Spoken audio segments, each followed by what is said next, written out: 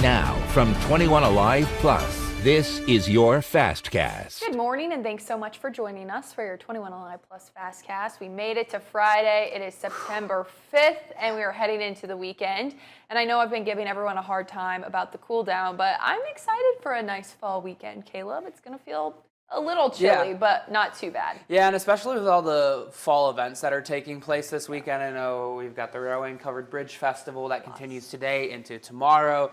Grable Country Fair, Roanoke Fall Festival, be a tourist in your hometown this weekend. West Central Neighborhood Tour. Yeah, there's a lot going on. So like Jess said, it's going to feel like fall, so we've got some fall vibes for you in the weather department here.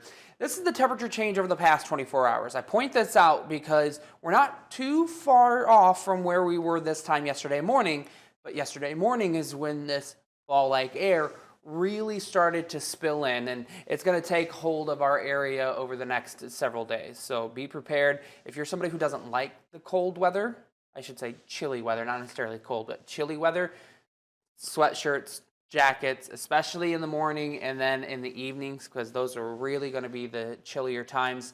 Here's how temperatures are shaping up today. By the noon hour, we're already in the upper 60s. That's good news, but we really don't warm up a whole lot more than that as we get into the afternoon. About 71 degrees is that high here in Fort Wayne.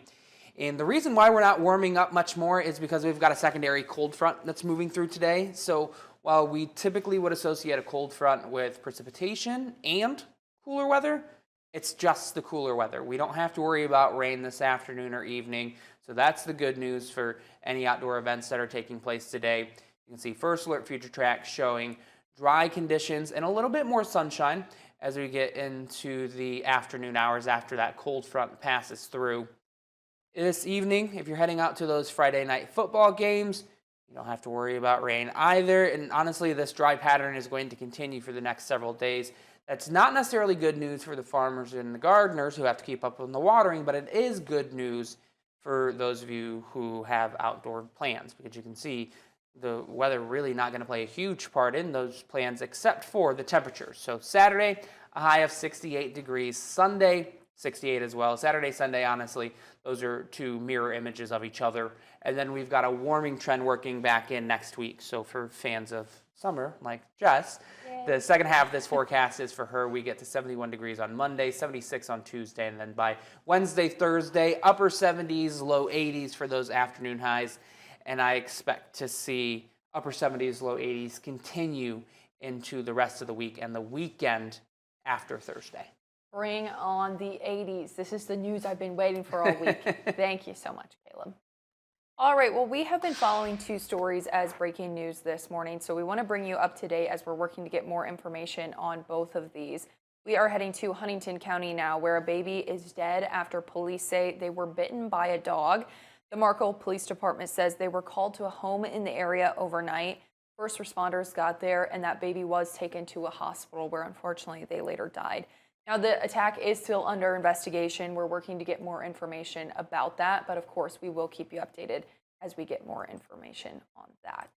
And then another story we are following this morning, an Auburn woman is dead after police in Alaska say she died in a crash when she crashed into a creek. Now, it happened yesterday in the city of Ketchikan, where the police department tells us a car hit multiple people in a parking lot, then broke through a fence.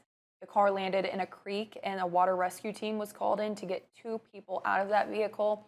They were both taken to the hospital in critical condition, and police say a local man also jumped into action before the rescue crews were able to get there. You see it in that video right there. Now, police say the Auburn woman died at the hospital. She was 57 years old. So, of course, a story we will continue to follow up on to bring you the very latest updates in that. But that's all we have to tell you guys about today. Caleb so nicely got us a tower camera here this morning. Is that current or is that is current? Okay. Yeah, so that's the view this morning. So if you're looking out the window, you're going to see a lot of cloud cover, but don't worry, sunshine's going to make a return this afternoon. You know what the people want to hear, Caleb. Thanks so much, and thanks for joining us. We are back here on Monday. Have a great weekend. Would keep the